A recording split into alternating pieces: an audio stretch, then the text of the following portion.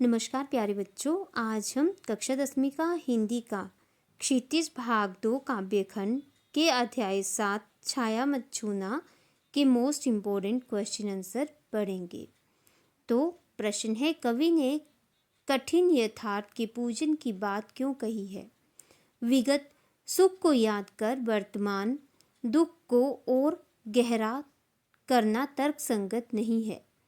वर्तमान से पलायन की अपेक्षा जीवन से रूबरू होकर जीने से संसार में सम्मान मिलता है। इसलिए कवि ने कठिन यथार्थ के पूजन की बात कही है। नेक्स्ट क्वेश्चन, छाया शब्द यहाँ किस संदर्भ में प्रयुक्त हुआ है? कवि ने उसे छूने के लिए क्यों मना किया है? छाया शब्द अतीत की मधुर स्मृतियों के लिए आया है।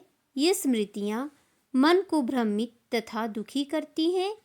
कवि ने उन्हें ना छूने को कहा है क्योंकि कवि का मानना है कि जीवन में सुख दुख तो आते रहते हैं, पर हमें पुराने सुखों को याद कर वर्तमान को दुखी नहीं बनाना चाहिए, अपितु वर्तमान को उसके यथार्थ रूप में साहस से स्वीकार करना चाहिए। नेक्स्ट क्वेश्चन,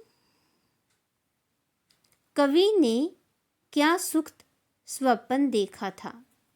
कवि ने सुख स्वप्न देखा था कि चांदनी रात में वे अपनी प्रेयसी से बात कर रहे हैं।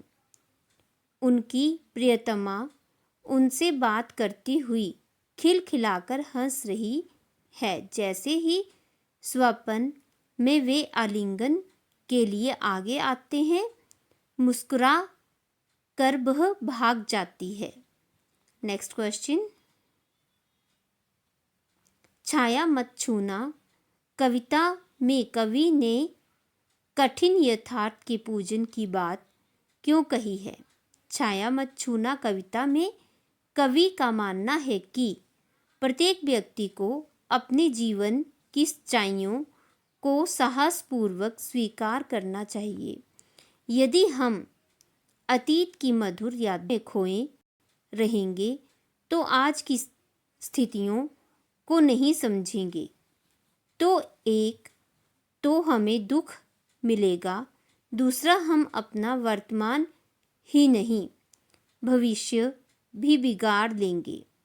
इसलिए यथार्थ चाहे कठिन लगे, पर हमें उसका आदर करना चाहिए तथा उसे स्वीकार कर आगे बढ़ना चाहिए। कठिनाइयों तथा सच्चाइयों को स्वीकार करने का बाद ही उन पर विजय पाई जा सकती है। नेक्स्ट क्वेश्चन, छाया मत छूना कविता में व्यक्त दुख के कारणों को स्पष्ट कीजिए।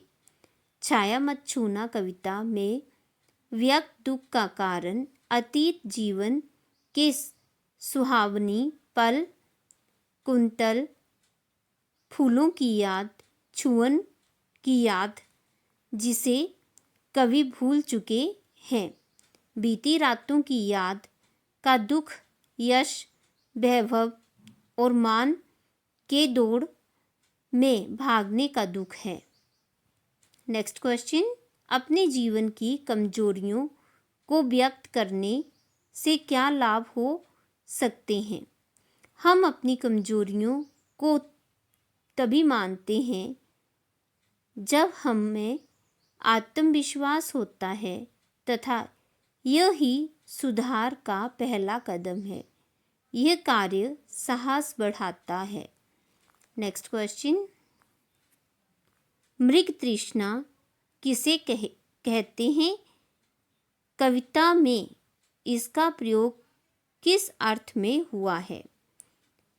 रेतीले स्थानों में दूर पानी की उपस्थिति का एहसास मृग तृष्णा इसलिए कहलाता है क्योंकि रेगिस्तान में प्यासे भटकते मृग को लगता है कि वह वहाँ पानी है, लेकिन जब वह वहाँ तक जाता है तो वहाँ पानी नहीं होता और दूर फिर से पानी दिखने पर वह फिर दौड़ता है। कविता में मान, यश, धन, दौलत, बड़पन आदि इन सभी भौतिक सुखों की दौड़ को मृग तृष्णा कहा है। नेक्स्ट क्वेश्चन, बीती ताही विसार दे आगे की सुधि ले, ये भाव कविता की किस पंक्ति में झलकता है? जो ना मिला भूल उसे, कर तू भविष्य वर्ण। तो बच्चों, अभी आपने 10वीं कक्षा के हिंदी क्षितिज भाग 2 काव्यखंड के अध्याय 7 छाया मत छूना गिरजा कुमार माथुर के अभ्यास के मोस्ट इम्पोर्टेंट क्वेश्चन आंसर पढ़े। तो बच्चों, आपको समझ में आए होंगे। तो मेरे वीडियो को लाइक, शेयर, कमेंट और मेरे चैनल को सब्सक्राइब करना।